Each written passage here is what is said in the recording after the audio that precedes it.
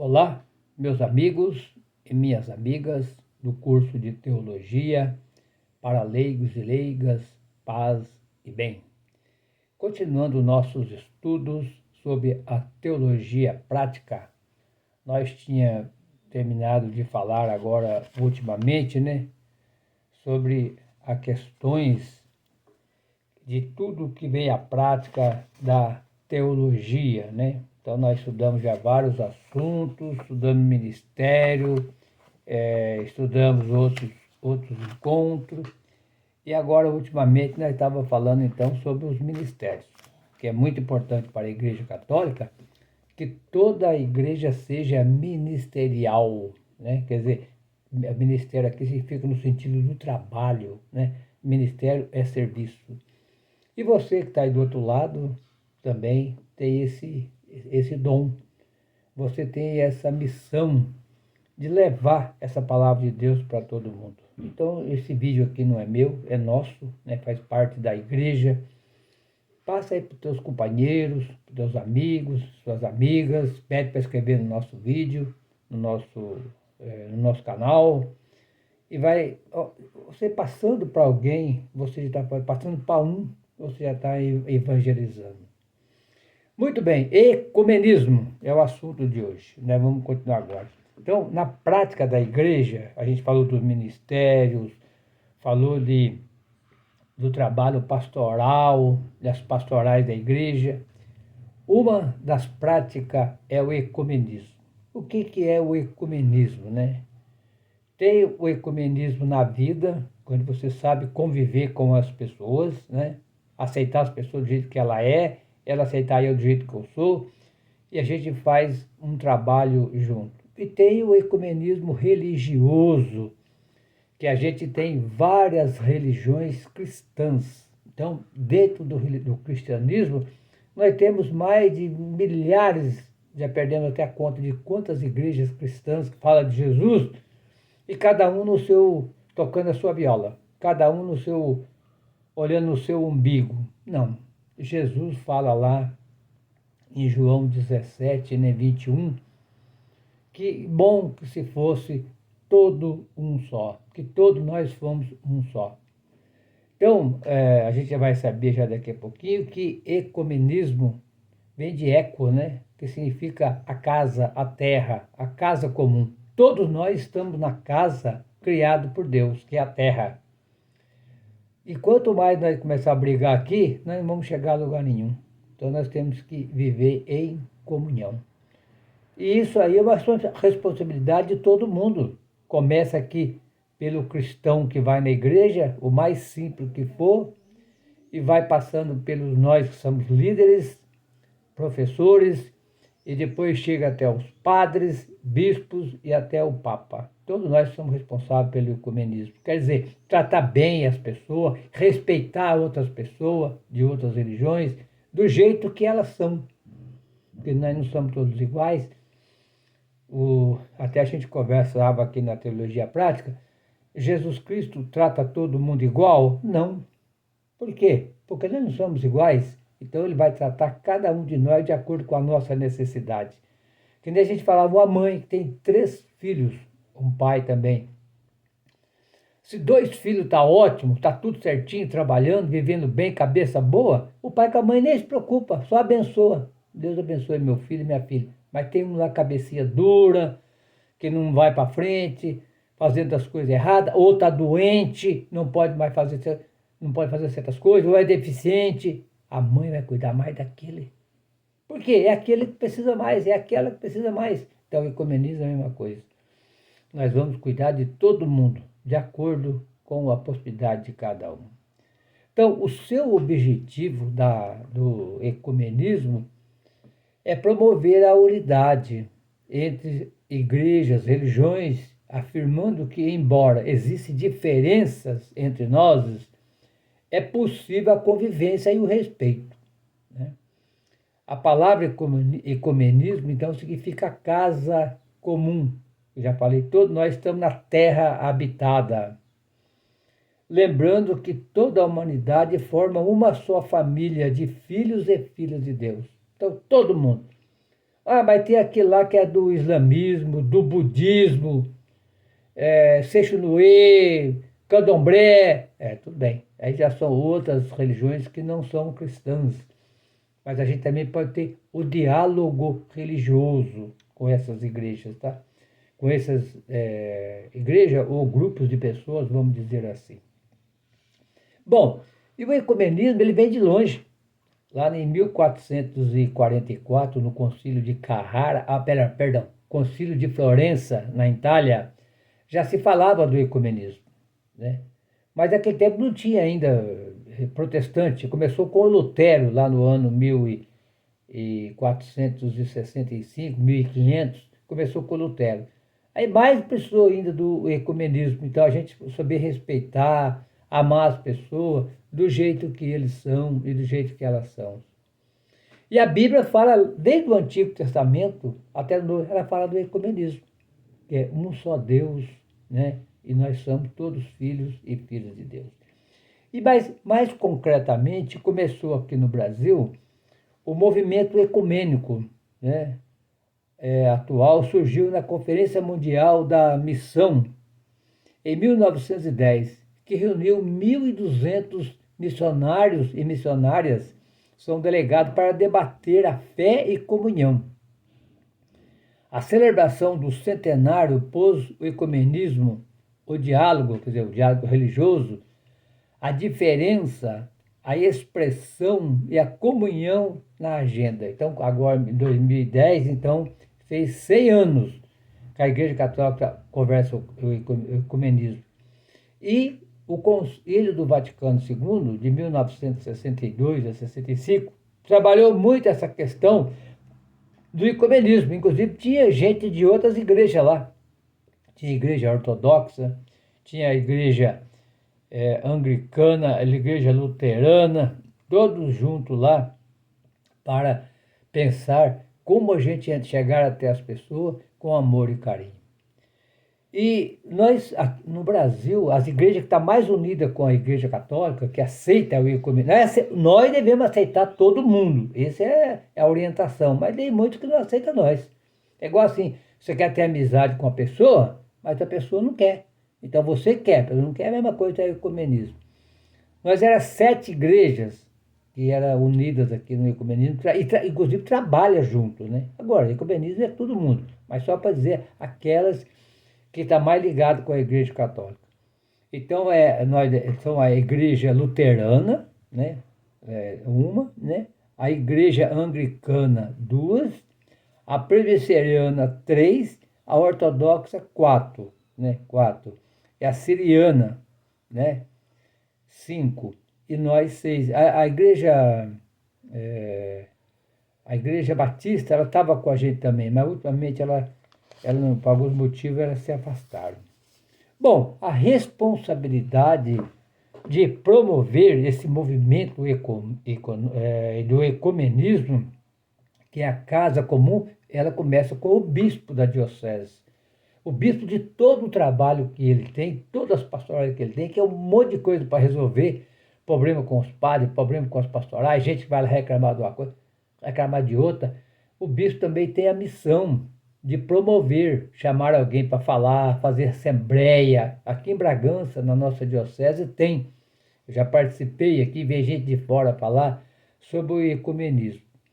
Então, o bispo ele busca ser a ponte, tanto entre os padres, né, entre nós leigos e leigas, e sobre as pastorais. Então, o bispo é a ponte, ele é o pai de todos. Se tiver 10, 20 grupos pensando diferente na diocese, beleza, pensar diferente não é ruim.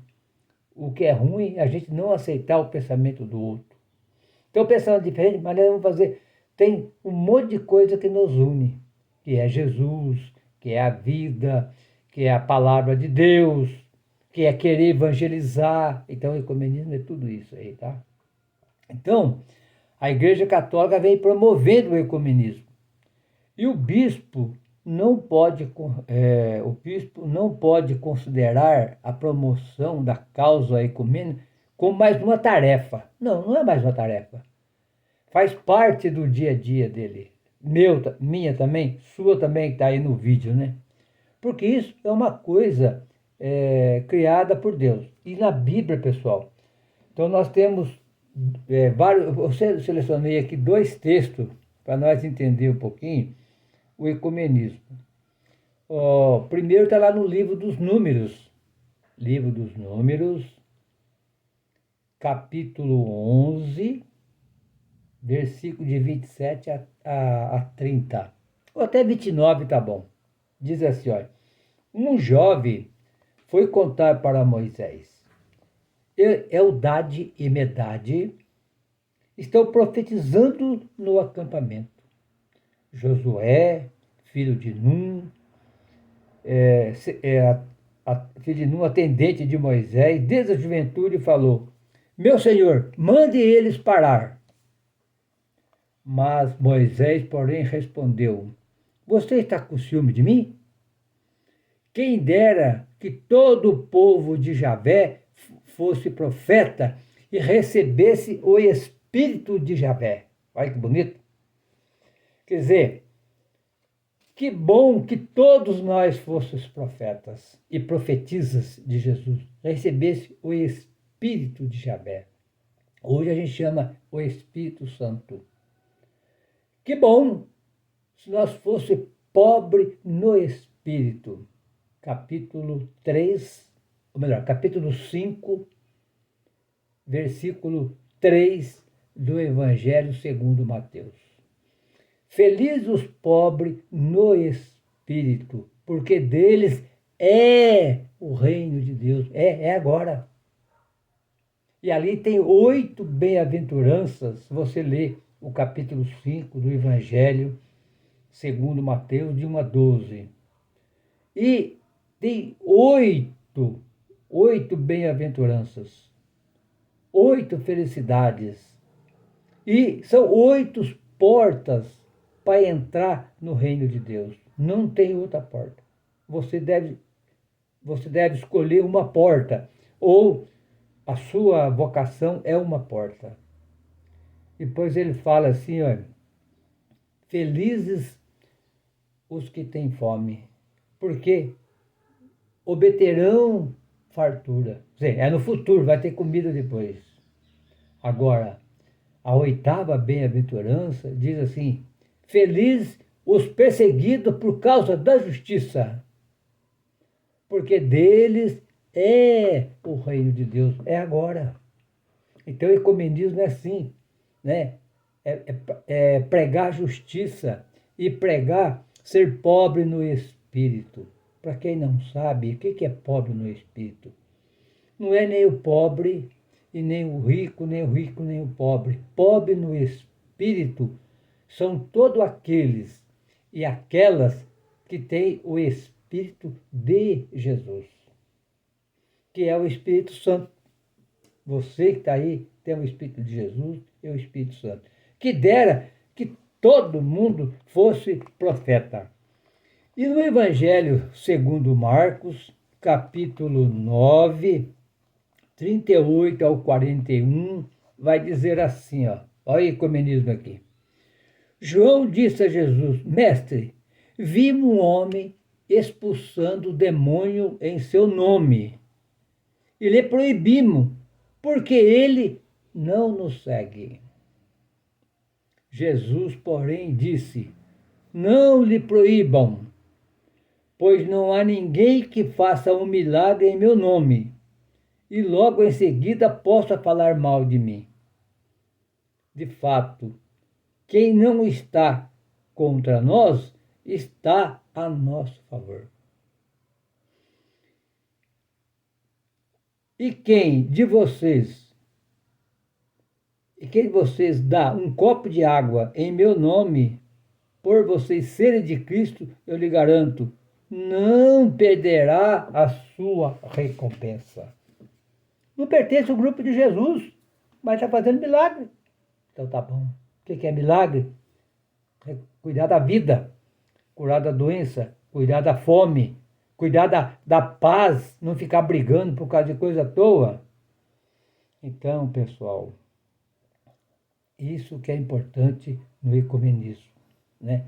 Nós, é da Assembleia de Deus. Ok. Tá defendendo a vida? Ok. É da congregação cristã, está defendendo a vida? Beleza. É da igreja é, da graça? É do Universal do Reino de Deus? É da igreja mundial? É da quadrangular? Está defendendo a vida? Está fazendo aquilo que Jesus quer. Agora, se está só no blá blá blá, problema deles.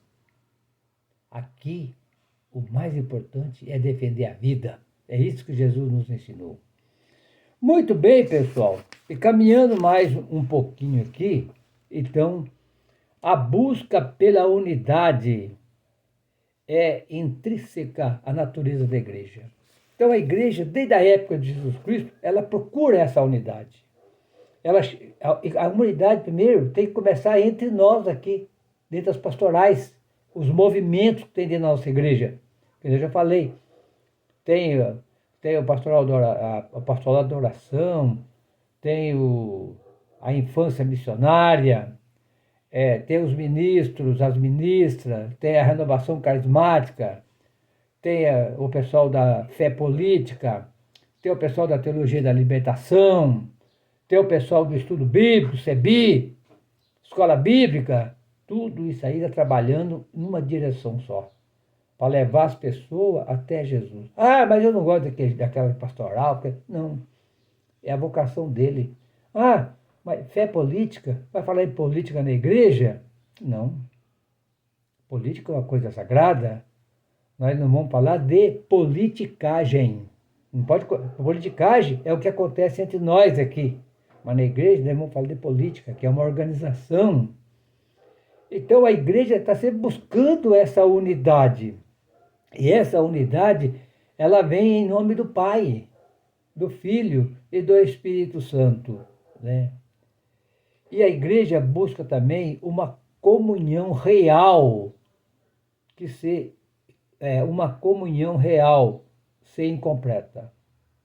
Quer dizer, o Vaticano II, ele sempre nos ensinou a gente ouvir as pessoas, não é só falar com as pessoas, isso é ecumenismo.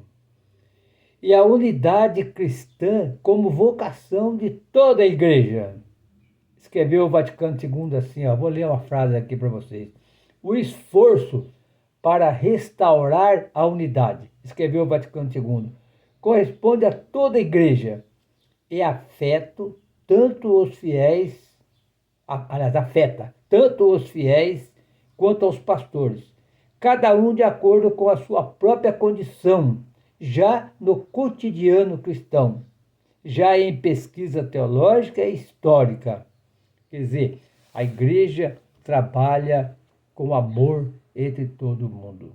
O bispo como um princípio visível da unidade, aquilo que eu falei. Na paróquia é o padre. Padre é aquele que deve unir as pessoas. Ele tem muitos filhos na igreja. Tem lá 10 grupos. Não pode deixar os grupos brigar. Tem que praticar a união desses grupos. E aqui, essa união é chamada pelo padre da sinodalidade. O que é sinodalidade? O que é sínodo? Que nós estamos trabalhando agora. A palavra sínodo, ela vem de sim, que significa união, partilha, comunhão, participação. Olha que bonito. Isso é a igreja, né? E o que guia tudo isso aí? Tem um documento chamado Vade Mecum, é uma palavra em latim que significa vem comigo. E esse documento, ele é o Papa, ou melhor, o bispo e o padre e todos nós que somos leigos e leigas, que estamos estudando teologia, nós devemos ter esse documento como referência. Um outro documento que nós podemos ter a referência é isso aqui, a Bíblia, a Palavra de Deus. Não pode esquecer. Aqui tem tudo. Mas precisa estudar, né? Precisa ler, precisa fazer curso. Vocês estão fazendo curso de teologia. Teologia é geral. A Bíblia entra como uma matéria. Agora, pode também fazer o curso de Bíblia específica. Antigo Testamento, Novo Testamento.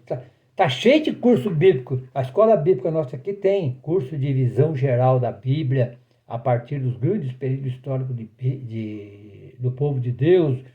Temos curso extensivo de Bíblia, que é um aprofundamento bastante grande, aprende até a falar um pouquinho de línguas bíblicas e tudo mais. Muito bem. E todo ano, a igreja, no mês de janeiro, ela promove a oração pela unidade da igreja. Quer dizer, a semana de oração pela unidade cristã. Então, as igrejas são chamadas a fazer essa oração, aquilo que Jesus falou lá no Evangelho segundo João, para que todos sejam um em nome de Jesus. Então, essa semana da oração é para ela nos alcançar. É como se fosse o dia de Pentecoste. Todo mundo reunido no mesmo lugar. E para quê? Para rezar pela unidade. E rezar é muito importante, né? Por isso, cada ano, um grupo ecumênico de cristãos de diferentes tradições de uma determinada região prepara o material e tem um foco bíblico e manda para o Brasil inteiro, faz cartaz, coloca nas igrejas e a gente também faz reunião, né? Chama as pessoas para conversar, reúne, às vezes chama pastores, se o pastor quiser, a gente chama pastores também para vir, ou a gente vai também na igreja de outra religião, para a gente ouvir as pessoas, para ver como é que é. Então, são a unidade da oração. Bom, para encerrar, o papel da igreja sempre foi receber a graça da vitória de Cristo. As recomendações práticas e iniciativas sugeridas neste documento Vem Comigo, quais a igreja em particular, o bispo pode se abrir para a vitória de Cristo, sob a divisão dos cristãos. Então, uma grande abertura da igreja. Você é da Pastoral da Criança, outro é da Pastoral Fé Política, outro é do grupo de oração, o outro é qualquer outro movimento da igreja, nós somos todos de Cristo. Nós estamos todos no caminho de Jesus. Nós estamos buscando essa unidade. Porque Jesus, ele, quando a pessoa chegava nele, ele não perguntava, você é do judaísmo? Você é do islamismo? Você não tem religião? Não. A pessoa chegava, ele atendia a pessoa com amor e com carinho. Todo mundo dava o pão, curava os doentes, ensinava e dizia, não tenho nada. Viu o evangelho de ontem, né? O pessoal chegou lá, Jesus, eu quero te seguir. Ele diz, pois é, venha, a raposa tem toca, o passarinho tem ninho, e eu não tenho nada para te dar. Mas o outro, Senhor, eu quero te seguir, mas deixa eu enterrar meu pai. Não dá tempo. Deixa que os mortos enterrem seus próprios mortos e você vem me seguir. Porque quem pega no cabo do arado e olha para trás, não serve para o reino de Deus. Quer dizer, o que passou, passou. Vamos caminhar para frente. Então, meus irmãos, para encerrar, a gente ainda vai ter mais um encontro sobre o ecumenismo, que é a parte 2. Então, que Jesus sempre nos ajude, né? Para que nós podemos caminhar juntos como igreja, uma só, a igreja de Jesus Cristo. E mesmo também o outro pessoal que fala do diálogo religioso. Vamos ficando por aqui. Manda esse vídeo para os amigos, para as amigas, pede para se inscrever e vamos levando a nossa palavra de Deus. E vamos encerrar em nome do Pai, do Filho e do Espírito Santo. Amém. E até o próximo encontro, se Deus quiser.